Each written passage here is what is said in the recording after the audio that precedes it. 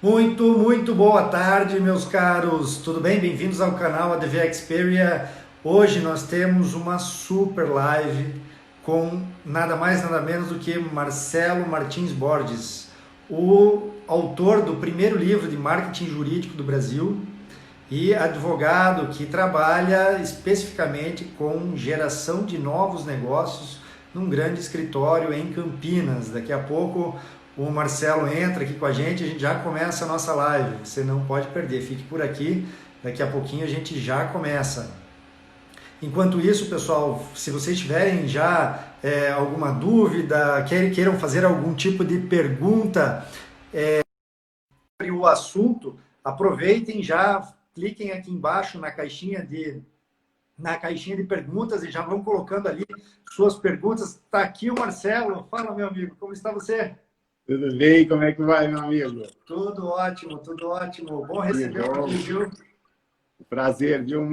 Fiquei muito feliz com o convite. Que bom, que bom. Também fiquei bem feliz por você ter aceitado, assim, sempre muito gentil comigo aqui. Uma satisfação mesmo ter você aqui com a gente, viu, Marcelo? Obrigado. Vamos tentar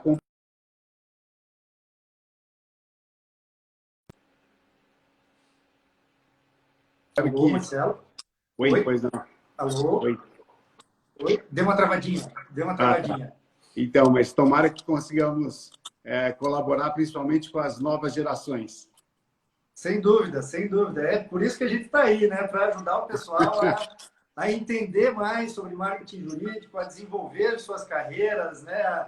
A tirar proveito das ferramentas que a gente tem na mão e deve lançar mão dessas ferramentas, né? Para fazer aí o melhor trabalho possível, né?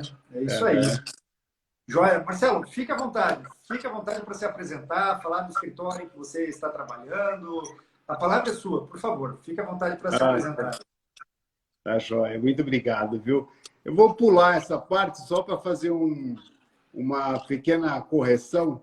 O livro que eu sou autor, ele foi o segundo no Brasil. Ah, o segundo, desculpe, É, desculpe. o primeiro foi do mestre Rodrigo Bertozzi, Ah, tá certo. mas foi o segundo. Mas eu desenvolvo a área de negócios aqui da Calabria Vila Gonzalez. É um escritório que tem um público muito diferenciado, né? É um escritório de 20 anos no mercado e então a gente consegue ter várias ferramentas de prospecção, de marketing jurídico, né? E é isso que eu gostaria assim de compartilhar um pouquinho com todos, né? Legal. A gente vive numa época que a gente tem que encantar os clientes, né? Isso não é novidade nenhuma. E encantar cliente faz parte de criar experiências super positivas, né? Apesar da advocacia ser uma área que é bem fechada, a gente tem que começar a entender que o mundo mudou, né? Então, a questão de encantar clientes, de criar experiências, passaram a fazer parte do dia a dia da advocacia, né? E com tudo isso, e com a pandemia, a tecnologia ela acabou sendo fundamental, né? A gente, a E o gente não incrível, o consegue incrível é escapar que o dela. advogado, o incrível ainda é que o advogado não é muito afeto à tecnologia, né? Sempre tem uma certa refração aí. A tecnologia Não, mas agora não tem olha, mais jeito, né? eu sou da velha geração, né? Mas eu tenho esperança nas novas gerações. Eu acho que nós estamos no caminho certo. Porque olha só, hoje nós temos cursos de pós-graduação em direito, por exemplo, direito tributário eletrônico, crimes digitais, né? Blockchain, a questão de direito trabalhista para contratos na parte de tecnologia. Então, isso tudo já deu uma movimentada muito grande, né? Verdade, verdade. Os últimos 4, 5 anos foram realmente de grande mudança e a tecnologia realmente está desembarcando na advocacia, sem dúvida É, nenhuma. e as pessoas às vezes ficam um pouco com medo, falam assim, os robôs vão substituir, né, o advogado. E é engraçado isso, porque se a gente for ver, a utilização de robô hoje na advocacia, ela já está para mais ou menos 13 atividades, que antes era eram feitas por advogados e agora elas já são desenvolvidas por robôs, né? Então, plataforma de gestão de contratos, clipping de notícias, pesquisas, monitoramento de jurisprudência, são algumas das funções que a tecnologia, os robôs já subiram. deram uma mexida, né? Já deram uma mexida. Então, quem não se adaptar a essa realidade tem grande chance de não conseguir acompanhar o mercado, né? Verdade. Então... Legal. Marcelo, deixa eu te fazer uma pergunta mais assim, focada na tua área de atuação, né? Geração de novos negócios. Quais são as habilidades que um profissional, que um advogado, gerador de novos negócios, deve ter? Especialmente pensando agora nesse momento, como você disse, né? Pandemia, todo mundo assim, mantendo o distanciamento social, como um advogado que naturalmente já tem uma certa dificuldade, né? Inclusive por conta do código de ética, ter uma série de barreiras, que já tem então toda essa história, né, de dificuldade de gerar novos negócios, com distanciamento social. Quais são as habilidades e competências que um advogado gerador de negócios deve ter? Olha só, eu vou considerar que nós estamos falando para um público de advogados que estamos falando de principalmente médios e pequenos escritórios, tá? Que eu acho que fica mais fácil, né? Cada um tem uma realidade diferente. E a realidade dos médios e pequenos é bastante diversa dos grandes escritórios.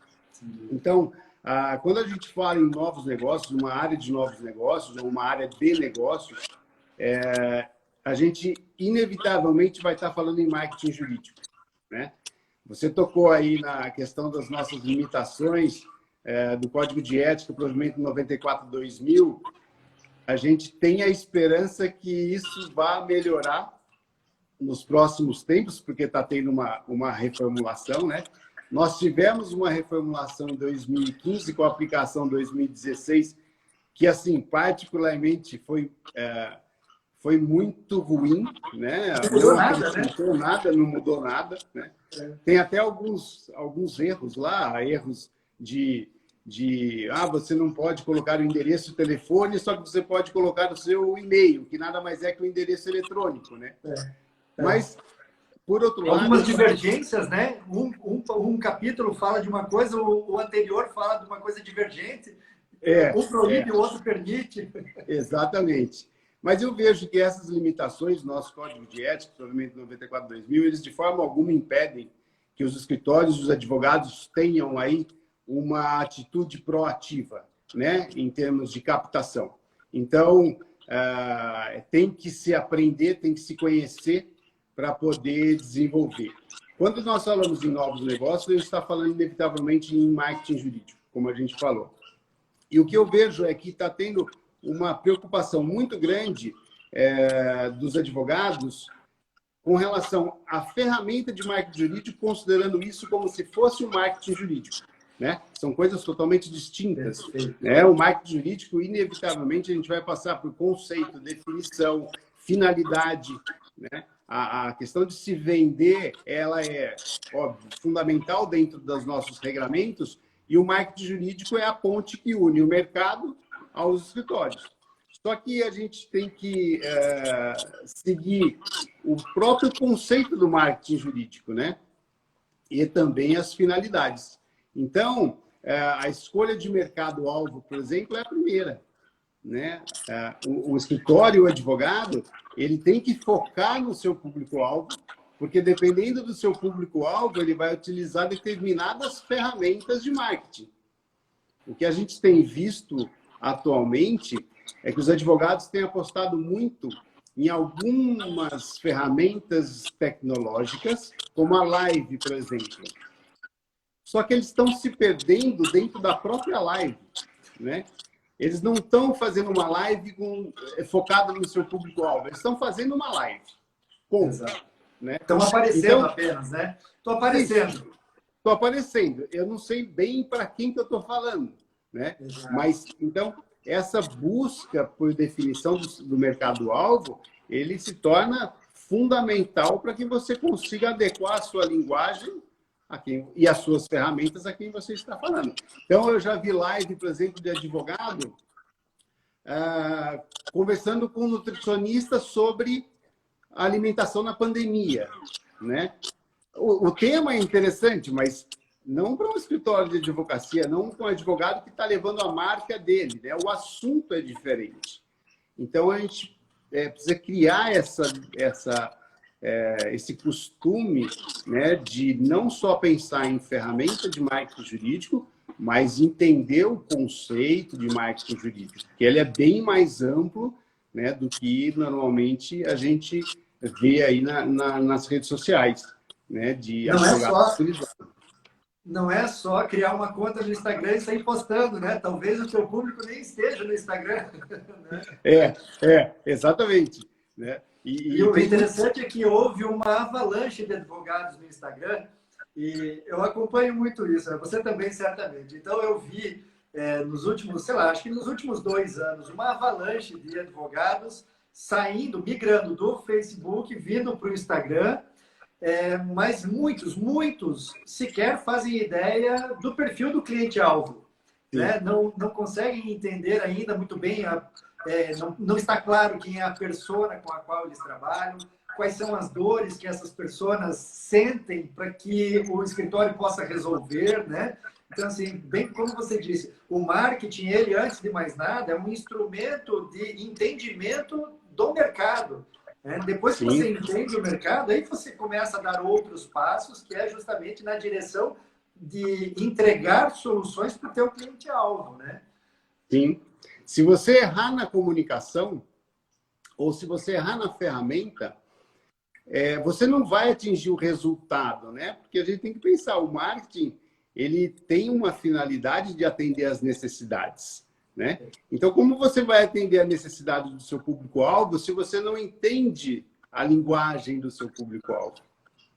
Então, a definição de mercado-alvo é a primeira coisa que tem que ser feita para conseguir adequar as ferramentas de marketing para que aquele público seja atingido. A partir daí, você vai trabalhar, assim, a divulgação ordenada do seu escritório, como fazer a captação, manutenção e fidelização de clientes, e assim tornar negociações lucrativas para o escritório. Exato. Marcelo, já temos uma pergunta aqui do Gustavo. E-mail marketing para fins informativos infringe o código de ética? Como diria um bom advogado, depende, né? Depende, né? Eu particularmente, vi muitos, e aqui mesmo teve, né, a questão de várias lives falando especificamente sobre o código de ética, né? Sobre o que infringe e não infringe o código de ética. A gente tem decisões que são conflitantes, né? Então, o Tribunal de São Paulo entende de uma forma uma coisa e o Tribunal de Ética de Brasília, Distrito Federal, outra, né? Então, mas foi bacana essa live, porque foi com os principais aí, os presidentes dos tribunais de ética, né? E aqui eu quero fazer, apesar da nossa intensa vontade de ter uma abertura bem maior na questão ética, né? Que a gente chega até alguns conflitos, né, com o pessoal das comissões, mas eu fiquei muito feliz de ver com esses presidentes a disposição em mudar, né? Foi muito bacana. E eu queria aqui já externar, né, e parabenizar e agradecer esses profissionais das comissões, porque eles fazem um trabalho que ele é um trabalho muito importante, né? E essa disposição nova de continuar de uma forma diferente, de renovar, está muito presente, né? Com relação à pergunta, eu gostaria da gente desenvolver uma outra linha, mas a pergunta que foi feita só de uma forma resumida, né, o que é fácil entender o que pode e o que não pode, tudo que você faz parecido com uma mala direta ou que pague para se apresentar, em tese, é proibido pelo Código de Ética. Exato. Tá? Então, esses são os raciocínios básicos. Mas se você ler lá o Provimento 94/2000, ele é claro quanto ao que pode ser feito e o que não pode ser feito, né? Mas eu acho que hoje o dia é para explorar o que pode ser feito, né? Então, porque já foram várias as lives sobre o que não pode. E eu acho que essa é a visão que o advogado precisa perder. Não ficar atento ao que não pode, mas o que pode ser feito. E não só pode, quando deve, né? Várias frases tem, e uma que eu gosto demais é só do Dr. Pinheiro Neto, e ele falou uma frase dia 5 de junho de 88. Ele falou que a advocacia nos últimos 50 anos mudou muito. Isso em 88. E que o advogado novo, ele precisava sair das ruas e dizer quem ele era e o que era capaz de fazer. Então, a gente hoje, com a tecnologia que tem, a gente sim tem que desenvolver, tem que praticar, né? Pega esses escritórios maiores, é óbvio, eles têm o departamento de marketing diferente do departamento de negócios. São áreas distintas, né? Mas é uma realidade que não é da maioria dos escritórios. Então, o advogado ele tem que começar a entender que isso vai fazer parte da vida dele, do mesmo jeito que a parte técnica, né? Então, desenvolver isso tudo ao mesmo tempo é que se torna um desafio fantástico, né? Aqui naquela Vila Gonzalez existe uma estrutura maior, então, mas existe um relacionamento direto entre o marketing e os negócios, né? Mas isso é fundamental, né, Marcelo? O marketing e os advogados que desenvolvem os negócios no escritório, eles têm que estar falando a mesma língua, né? E o marketing ele deve estar orientado, né, para a geração dos negócios, porque senão você fica postando, fazendo postagenzinha lá sem muita objetividade, falando, e isso a gente vê muito nas redes sociais, pessoas fazendo postagem que não tem muito sentido, ou simplesmente copiando algumas postagens de tribunais ou coisas parecidas, que não agregam valor nenhum ao dia a dia do cliente e estão desconectadas, né, da ideia de geração de negócios, né, do profissional que está lá na ponta fazendo isso, né? Sim, mas olha só, é isso que a gente estava falando. Você pega um escritório grande, que tenha lá 850 profissionais, 900 profissionais, você vai ter a geração de conteúdo mais fácil. Agora, isso é muito questionável, e eu sei que isso tem uma divergência grande, até mesmo para nós profissionais de marketing jurídico, né? Eu acho que uma coisa é assim, eu trabalhar no ideal. Perfeito. No meu histórico, eu estou há 18 anos de marketing jurídico, né? E eu sei que o ideal faz pouco parte do nosso dia a dia. Então, a gente tem que criar coisas que são práticas. Então, você colocar um profissional, o advogado que tenha lá dois profissionais no escritório, 3 profissionais no escritório, como que você vai gerar conteúdo próprio todos os dias? É impraticável. Exato. Então, o que se faz? Às vezes cria-se um dilema quanto a copiar sentenças e publicar. Eu, particularmente, não acho tão ruim. Desde que essas decisões, esse conteúdo, seja relevante para o seu público-alvo. Digo mais, muitas vezes, e até pela experiência, uma decisão que você coloque que seja interessante para o seu público-alvo, ele gera negócio através dela. Sim. Isso pode causar um desconforto. De repente, publicou aí uma matéria tributária, né, que um risco que está aí iminente. Por algum motivo, isso traz repercussão, né? E às vezes o contato vem através dessa decisão. Então, eu particularmente não fecho nenhuma porta. Eu acho que tudo é interessante desde que seja conteúdo relevante para o seu público-alvo. Perfeito, perfeito. Eu concordo contigo. Eu vejo isso acontecer. Como eu disse, As pessoas acabam copiando sem estar conectado com o público, sem estar conectado com o objetivo do escritório. Aí não faz sentido nenhum. Mas nessa linha que você falou, é perfeito, exatamente. Se o público, se aquilo faz sentido, se você está agregando valor para o público, vai fundo, amigo. É isso mesmo, né? A advocacia, a gente precisa... É óbvio, né? O mundo ideal é o artigo escrito internamente. Tudo bem. Sim. Só que nesses 18 anos que eu tenho aí de marketing jurídico, eu acho que eu vivi poucos dias nesse mundinho de fantasia. Isso não existe. Só que nem por isso a gente tem que abrir mão. Porque senão você pega um advogado que advoga sozinho, que tem o escritório dele sozinho, ele simplesmente não consegue usar a ferramenta. Exato. Por quê? Ele tem prazo para cumprir, ele tem audiência, ele tem reunião, ou seja, você fica impraticável. Então, quer dizer, não vai usar a rede social de uma forma positiva, né? Não, eu tenho uma visão diferente. Eu tenho uma visão que, sim, você pode, deve e, na medida do possível, criando, obviamente, conteúdo próprio, mas nem por isso você simplesmente abre mão de outras ferramentas. Exato. E não precisa necessariamente ser aquele negócio robozinho, né, Marcelo? Uma postagem por dia. Depende do teu, da tua condição, né? Exato. Depende. O que eu sempre incentivo, principalmente a jovem advocacia, é entender as ferramentas de marketing jurídico como meras ferramentas, né? As ferramentas de marketing jurídico, elas não são fim, elas não acabam ali, né? É isso que precisa mudar o conceito, né? Quando eu posto alguma coisa, a minha, entre aspas, captação, a minha prospecção, ela não para ali. Isso é simplesmente uma ferramenta para... Existe uma continuidade, né? Existe a continuidade. Através dessa notícia que você veicula no site, você consegue encaminhar para um público específico, né?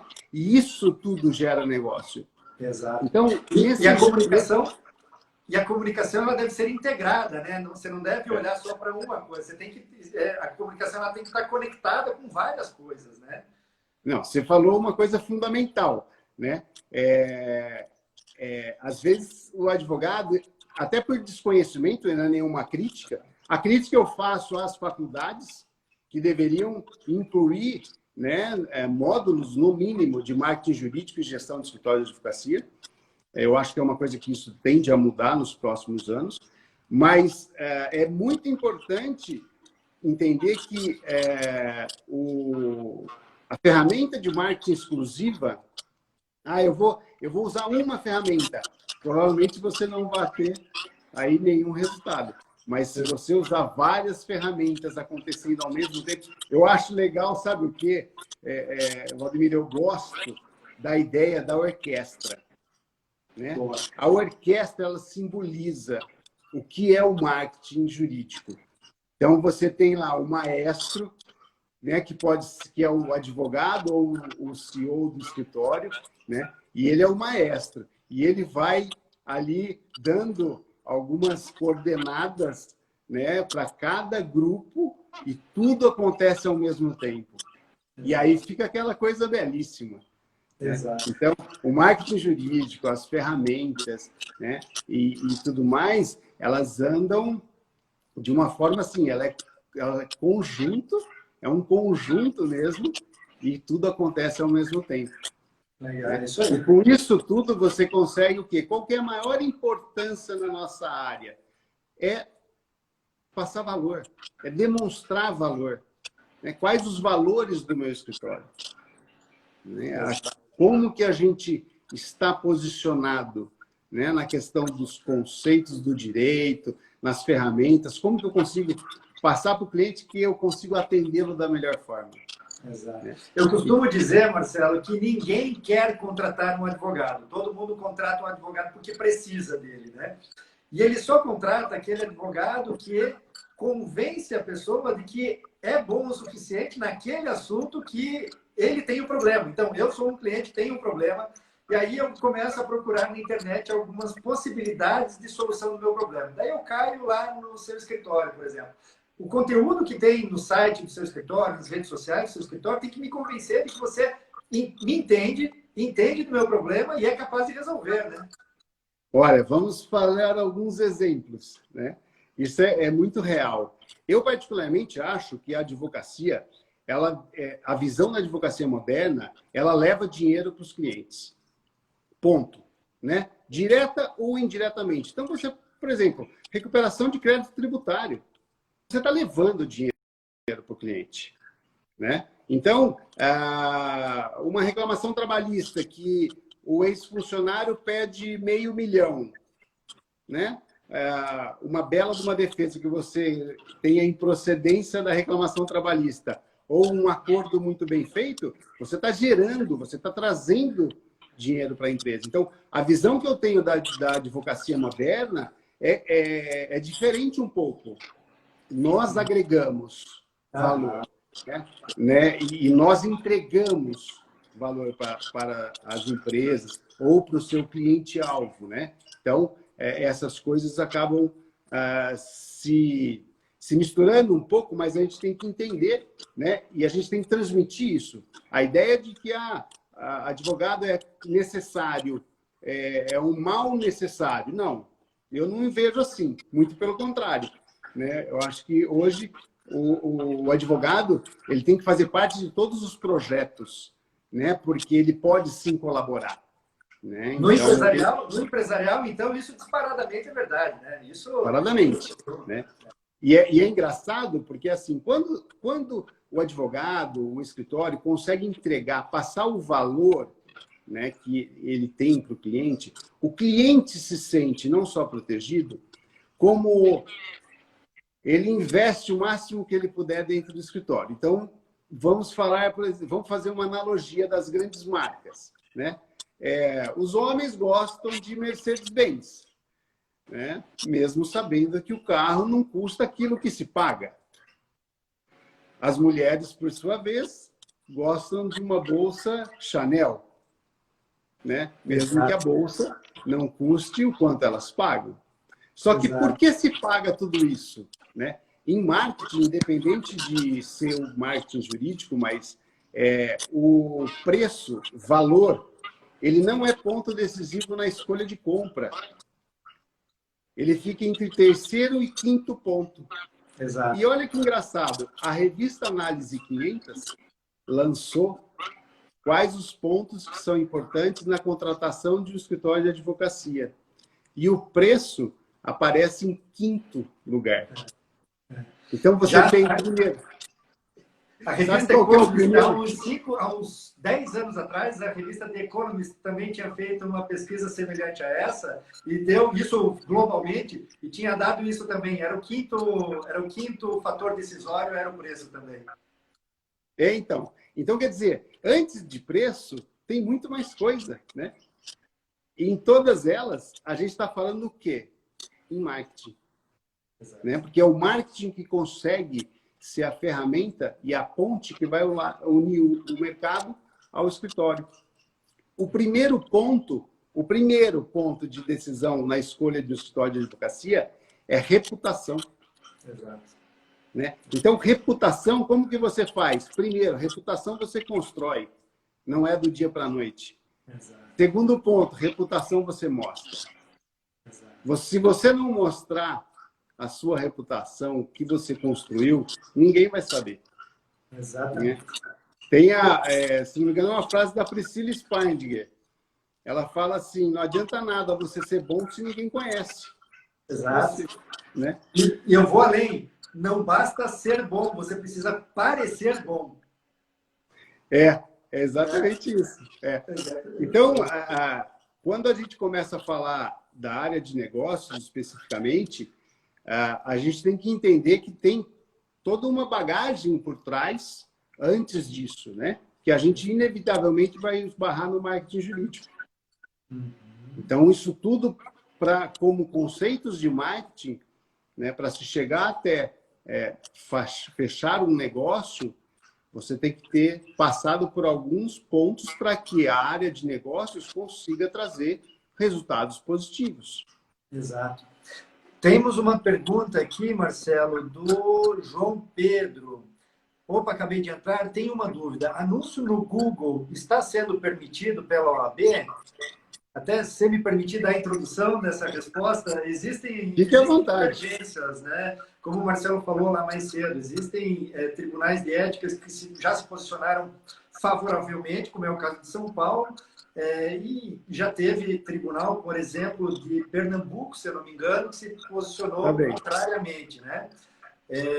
Então, assim, essas divergências eu entendo que atrapalham demais o marketing dos escritórios, porque não falam em uníssono, né? A mesma instituição, ainda que seccionais diferentes, mas é a mesma instituição falando coisas contrárias umas às outras, e isso, na minha opinião, é péssimo. Mas a maioria das seccionais da OAB no Brasil permitem o anúncio no Google, desde que seja aquele anúncio de texto. Se você fizer aqueles anúncios que são via Google, mas em páginas, em grandes portais, aí não é permitido. Isso é meio que unânime.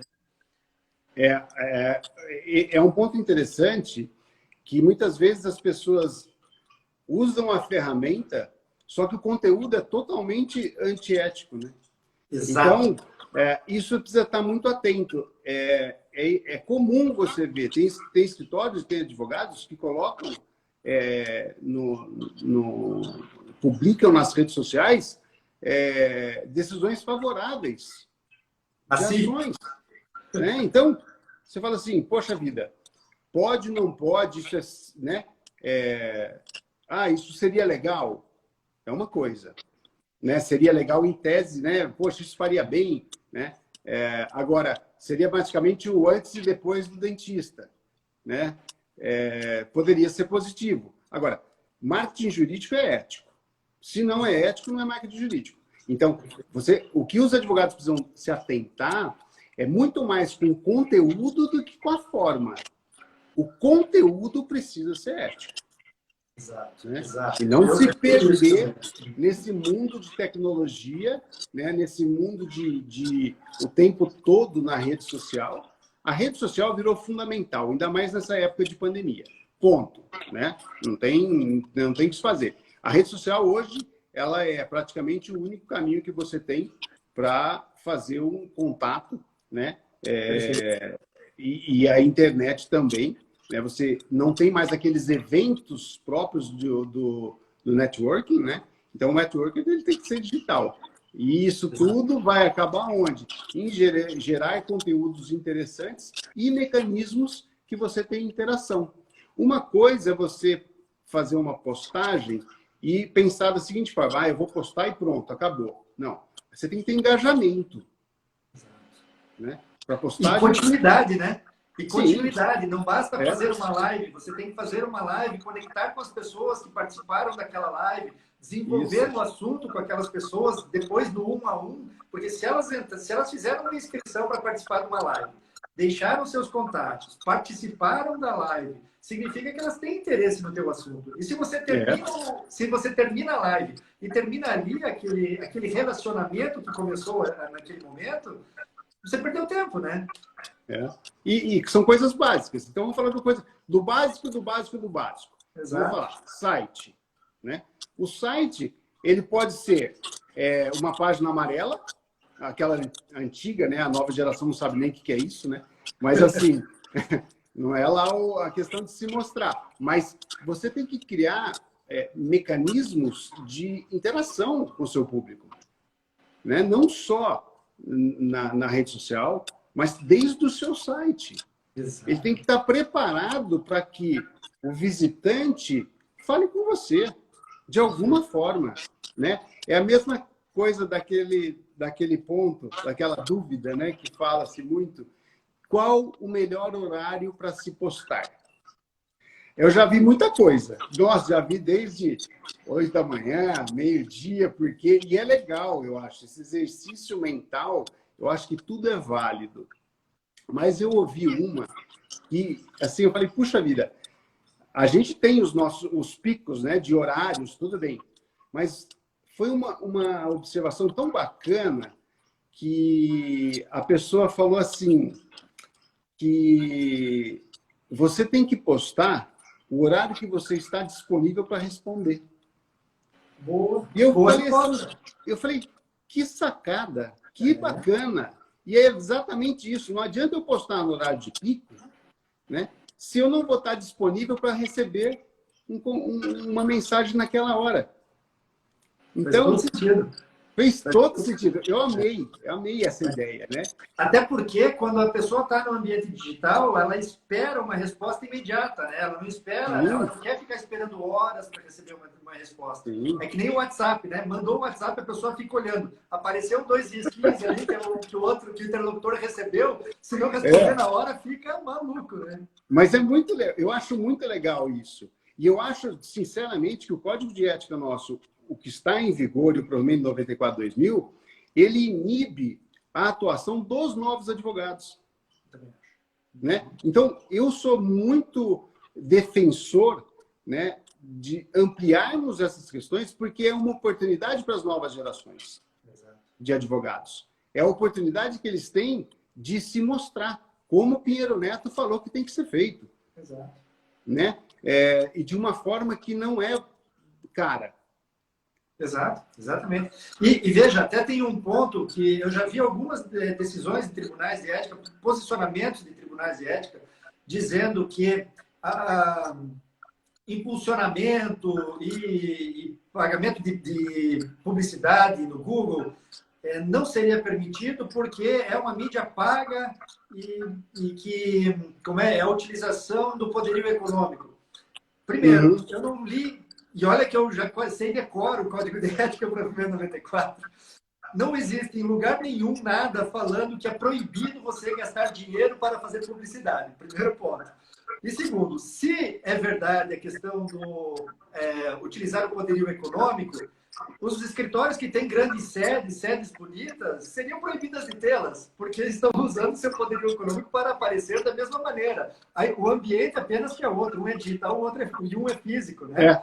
Mas, então, assim, são decisões que, para mim, não tem pé nem cabeça. Quando eu leio isso, eu digo, não é possível que o pessoal está escrevendo isso. E tribunais de ética, né, se dando a esse trabalho. Mas tudo bem. Eu sempre tenho uma briga muito grande com o pessoal das comissões, mas sempre, obviamente, com muito respeito, porque eu respeito o trabalho deles, né? Mas eu particularmente, tenho uma visão que dentro do marketing, né, do jurídico, a questão da tecnologia, a gente, na verdade, a gente tem uma concorrência natural, né? No Brasil, temos mais de 1.200.000 advogados. São mais de 100 mil escritórios de advocacia inscritos nas respectivas, né, regionais. Então, quer dizer, a concorrência ela é natural. Quando, às vezes, eu ouço um negócio desse tipo, não, nós não vamos abrir mais a questão de publicidade, porque os grandes acabariam com os pequenos. Viu? A advocacia, a concorrência, ela não é vertical, ela é horizontal. Perfeito. O mercado-alvo, ele é muito bem definido. Nós, assim, tenhamos ou não conhecimento, né? O mercado-alvo é definido.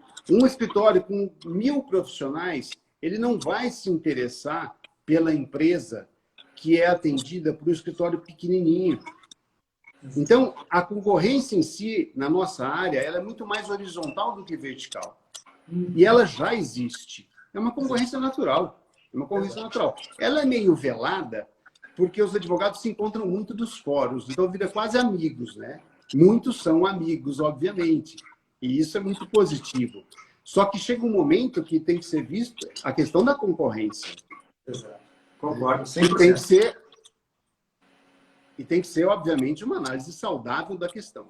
Né? Claro. Como que... não é que eu vá... não que eu vá prejudicar o concorrente, não. Mas é uma concorrência natural.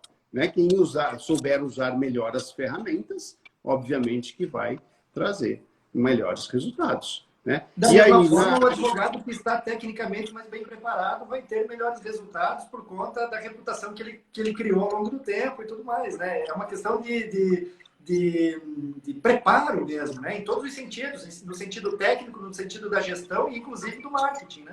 Concordo, mas olha, o que a gente não pode esquecer, nem sempre o melhor advogado, tecnicamente, é o mais lembrado.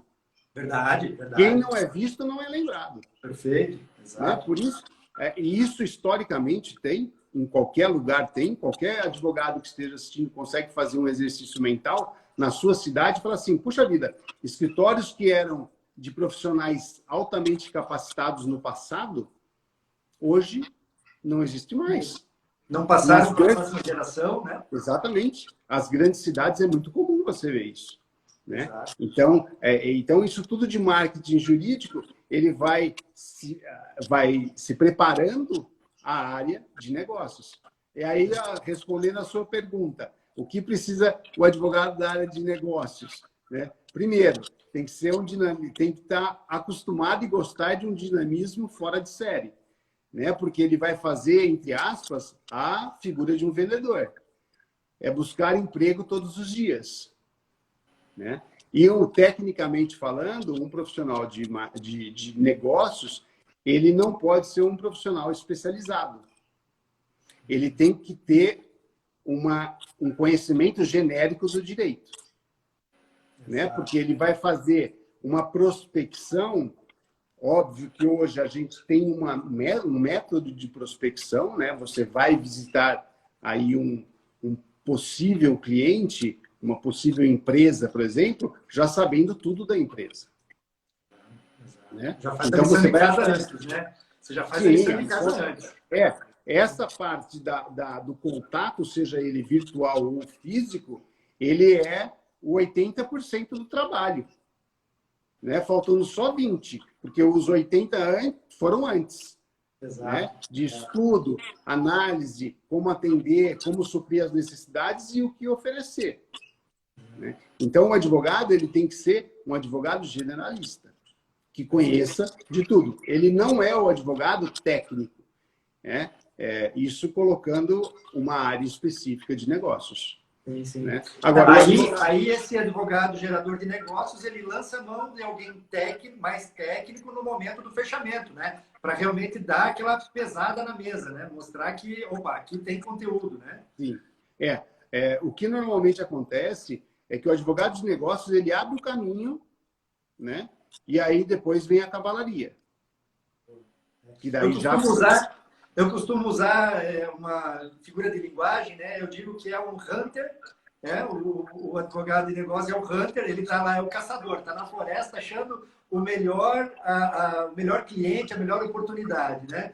Quando ele identifica isso, ele faz a aproximação, prepara tudo e chama um closer, que é a pessoa que é, como você disse, a cavalaria. Vem com tudo, todo o conhecimento, todo o peso, né, e pá, dá aquela presença. É isso mesmo. O advogado de negócio é o cara que apanha. Ele apanha, ele fica esperando 2 horas para iniciar uma reunião, faz parte do dia a dia do advogado de negócios. E isso é positivo, mas tem que ter aí o preparo para isso, né? Tem que entender que isso faz parte de um processo natural. Eu brinco que é assim, nós visitamos 20 empresas, pode ser que não tenha nenhum contrato positivo. Isso faz parte. Exato. Só que eu tenho 20 novos contatos a quem eu consegui demonstrar o valor da organização. Exato. Marcelo, uma outra coisa também interessante é a carteira do escritório, né? A carteira de clientes do escritório pode ser uma mina de ouro, né? Para gerar novos negócios, né? Fazer upsell, cross-sell, né? Na verdade, se a gente pegar estatisticamente, né, os clientes... Primeiro, o cliente ele é simplesmente o que mais tem de importante numa organização, né? E é legal porque quem trabalha muito nessa área tem que gostar de pessoas. Porque, tudo bem, o foco do nosso escritório é um foco empresarial que é tocado por pessoas. Né? Então, o advogado de negócios, inevitavelmente, ele tem que gostar de pessoas. Ele tem que gostar de se doar. Sabe? A gente, na verdade, tem a missão maior, que é de atender uma necessidade. E o advogado, muitas vezes, ele é muito frio. Porque, vamos dizer, quem atende a pessoa física. Gente, a pessoa física que de repente é réu em um processo, aquilo é um incômodo que ele não dorme, né? E o advogado ele tem que entender isso, né? Que a missão dele é poder aliviar a dor de quem está sendo atendido. Então, isso é muito importante fazer parte do dia a dia. Quem já é cliente, estatisticamente, a gente pode ver o seguinte, tem uma pesquisa, só para ter uma ideia, se você conseguir reduzir em 5% o abandono da sua carteira de clientes, o seu lucro pode aumentar de 25% a 85%. Olha só. Tal a importância que tem, né? E uma outra estatística é que quanto mais tempo esse cliente tiver dentro da sua organização, mais ele vai investir. É uma coisa natural, né? Vai ter um conhecimento recíproco, né? E com isso vai ter uma confiança muito maior na organização, no advogado. Então, isso vai gerar novos negócios naturalmente. E, do outro lado, o que tem? Tem uma prospecção ativa, que a gente chama. É eu estar atento às necessidades do meu cliente. Então, uma decisão judicial que me faça lembrar do segmento desse cliente, né? É uma oportunidade de informá-lo sobre o que está acontecendo. E disso pode gerar um negócio. Então, é um movimento isso diário. Todo dia acontece tudo isso que a gente falou, até agora, e mais um pouco. Né? Porque daí você tem os imprevistos e tudo mais. Mas é por isso que cada vez mais os escritórios com possibilidades estão investindo em profissionais que desenvolvem essas áreas, né? Com atenção total o tempo todo. Exato. E aí? Essa é a palavra-chave, né, Marcelo? Atenção total. O cliente, primeiro, ele quer, segundo, ele precisa, e o escritório precisa dar essa atenção para o cliente, né? Porque senão você deixa o cliente escapar, assim, pelo meio de seus dedos. Eu vejo muito isso acontecer, sabe, Marcelo? O escritório vai, corre atrás, bate cabeça, gasta um monte de dinheiro tentando angariar um novo cliente. Depois que ele traz o cliente para dentro, parece que o cliente tem uma doença. O advogado não responde mais no WhatsApp, não atende mais telefone, fala para a secretária, não, se esse cliente me ligar, diga que eu não estou, não dá resposta para o cliente. Aí, assim, está abrindo uma porta imensa para a concorrência, né? Sabe quem postou um negócio desse a semana passada? Foi a Camila Berni. Ela postou exatamente isso daí, e é uma verdade, mas olha como é o erro conceitual. Existe um erro aí. Seja o erro na hora de passar os honorários, porque chega um momento que a ação não vale mais a pena, né? Então, existe um erro do profissional, né? E outra coisa, é o que eu falei, o cliente, ele simplesmente é o que existe de mais importante, né? Porque ele confiou ao escritório, né? Alguma coisa, ele confiou ao advogado, primeiramente, né? Então, a questão de atendimento e a nova geração, eu sou da velha geração, né? Eu tenho que me adaptar todo dia. Porque, por exemplo, lembra que começou a discussão de WhatsApp? Eu vou responder por WhatsApp? Queridos, hoje é uma realidade. Não tem jeito, o e-mail vai acabar. Exatamente. A não ser, obviamente, para as questões que devem ficar registradas de uma forma mais fácil e tudo mais. Mas, de qualquer forma, essa velocidade das coisas, elas mudaram muito nos últimos anos e, com relação à pandemia, isso potencializou, né? Então, se a gente for analisar, não veio muita coisa nova, né? Já existia live, já existia rede social, já existia site, não. Então, falar que tem coisa nova, não. Só que a velocidade mudou, né? Exato. Isso tudo ficou mais concentrado. E os escritórios, eles têm que entender a linguagem do mercado e se adequar. Perfeito, excelente. Marcelo, a conversa está boa demais, mas a gente já está chegando no limite. O WhatsApp, o Instagram, ele limita a gente em 1 hora. Que pena, mas o papo está muito bom, cara. A gente poderia ficar horas aqui conversando, que esse assunto é muito, muito incrível. A gente teve uma pergunta aqui depoimentos de clientes podem ser usados no site. Tem no provimento um posicionamento firme dizendo que o escritório de advocacia não pode expor sua lista de clientes, né? Então, a partir do momento que você coloca um depoimento de um cliente no site do escritório, de certa forma você está expondo, né, o seu cliente. Como é que você entende essa? Só para a gente finalizar respondendo essa pergunta. Como é que você enxerga Não, isso? eu tenho o mesmo entendimento, né? Agora, se o cliente quer fazer uma postagem no site, sei lá, na rede social dele, como uma forma de, não sei, um agradecimento, ou então ele enxergou valores, aí é uma questão dele, né? O que não se pode é usar, por exemplo, uma plataforma para se fazer isso, né? Mas a questão espontânea do cliente, o escritório não tem nem como influenciar nisso, né? Porque é uma questão dele. Agora, precisa tomar um cuidado, né? Porque o cliente também não pode fazer propaganda ou publicidade ou propaganda do escritório, né? Então, usar isso como um artifício é complicado. No que é oficial do escritório, não pode. Exato. O cliente fazer uma postagem sobre você é uma coisa, o cliente pegar todo santo dia fazer uma postagem sobre você é outro papo, né?